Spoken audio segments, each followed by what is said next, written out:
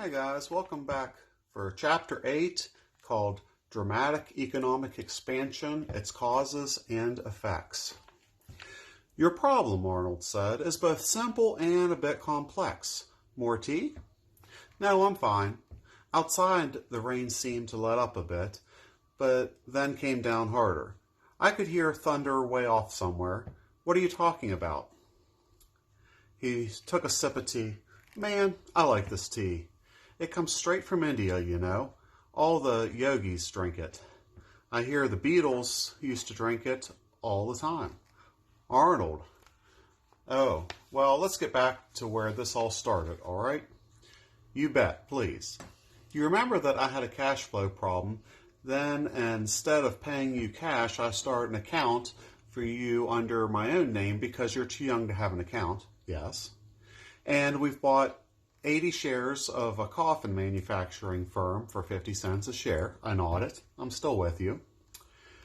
There's some risk, of course, with buying what they call penny stocks, which these were, but I thought with just $40 invested, even if the company went belly up, the loss rate would not be unbearable.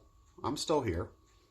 Well, the stocks did not lose. After the second quarter of the year, it turned out the company had a great deal of land in the northern Minnesota, upwards to 2,000 acres of hardwoods, that they planned to use to make the coffins. Another sip of tea, I waited. This had not been reported initially, but the land with the valuable hardwoods was free and clear and belonged to the company. It was part of their net worth that nobody knew about. And when word got out, the stock rose dramatically. How dramatically? Normally, I dislike these things because they give a wrong impression about the stock market. 10-12% a year is a good figure to think about making in the market. These explosions are very unpredictable, and there's always an element of risk, and one shouldn't plan on. How big of an explosion? The first day it jumped to over $10, and I thought of selling.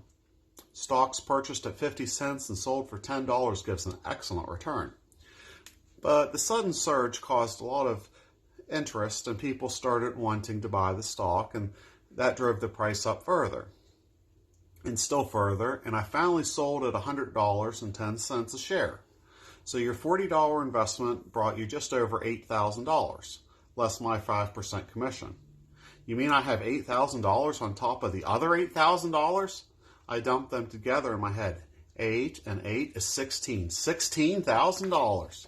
Less commissions and those other things, taxes, less taxes, $16,000.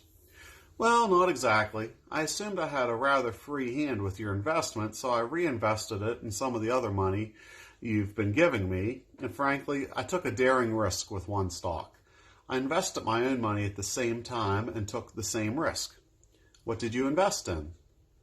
It was one of those freak software things. Believe me, normally I wouldn't give it a second thought. They're just too big of a gamble. But the quarterly earnings looked good. They had a new idea about nationwide internet use, something to do with vastly improving the speed. A company called Walleye. I bought you 3,000 shares at 60 cents a share. And we lost? Oh my, no. The new internet system that they evolved swept the country, and the stock jumped to $10 and split, which gave you 6,000 shares at 5, then went back to $10 and split again, which gave you 12,000 shares, which climbed back up to $5.50 a share, hung there and flattened out. So I sold it when it went back down to $4. He had, as they say, gone past my knowledge envelope about the stock market. So you sold my 3,000 shares for $4? No, he shook his head. It had a split and then a resplit. You had 12,000 shares at $4 a share. I must point out that this kind of growth is unprecedented. The numbers were there. I knew they were, but they didn't register. It was just too much to understand to believe. I was 12. That morning, my parents were having trouble deciding if they could afford a new or used car. 5 weeks earlier, my grandmother had given me her old riding lawnmower, and I started mowing lawns.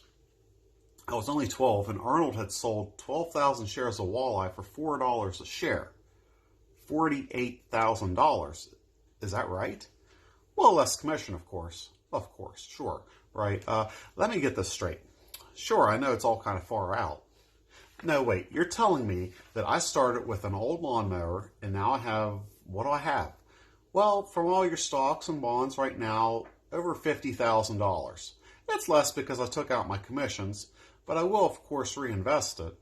Of course. All in solid, safe blue chip stocks and government bonds, he smiled. Perhaps you'd better take a few deep breaths. You seem to be weaving a bit. I have $50,000? And change, plus that $8,000 from mowing. And change. You, he said, smiling, have a very groovy month. You've had a very groovy month. But I didn't hear him finish the sentence. I had fainted. See you next time.